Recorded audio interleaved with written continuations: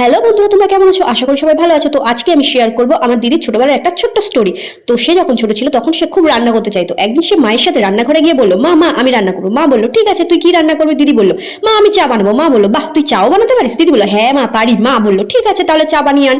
দিদি চা বানাতে শুরু করলো। সে চা পাতা, চিনি, দুধ সব মিলিয়ে একটা মিক্সড বানিয়ে ফেললো। মা দেখে হেসেই ফেললো।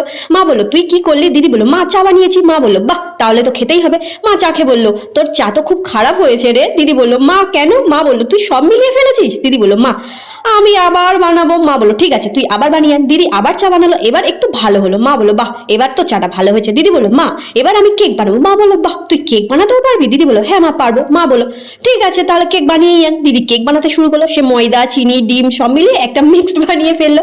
মা দেখে হেসেই ফেললো। মা বললো, তুই কি করলি? দিদি বললো, মা কেক বানিয়েছে। মা বললো, বা বাবা, এই কেক আর খেতে পারবো আমি? মা বললো, মা এখন তুমি চুপ করে বসো, যখন কেক হয়ে যাবে তুমি খেয়ে বলবে কেমন হয়েছে। মা বললো, ঠিক আছে। তারপর যখন কেকটা হয়ে গেল, দিদি তখন মাকে খেতে দিল। তখন কেকটা খেয়ে মা বললো, বাহ, সত্যি সুন্দর হয়েছে, খুব নরম অ্যান্ড সফটি। তখন দিদি বললো, মা তাহলে আমি একদিন বিরিয়ানি বানাই। মা বললো, ঠিক আছে, পরে একদিন বানাবি, বাট এত সুন্দর কেক কোথা দিয়ে বানানো শিখলি? মা দিদি বললো, মা আমি তোমার কাছ থেকে শিখেছি। মা বললো, বাহ, তুই তো আমার থেকে ভালো রান্নি হয়ে গেছিস।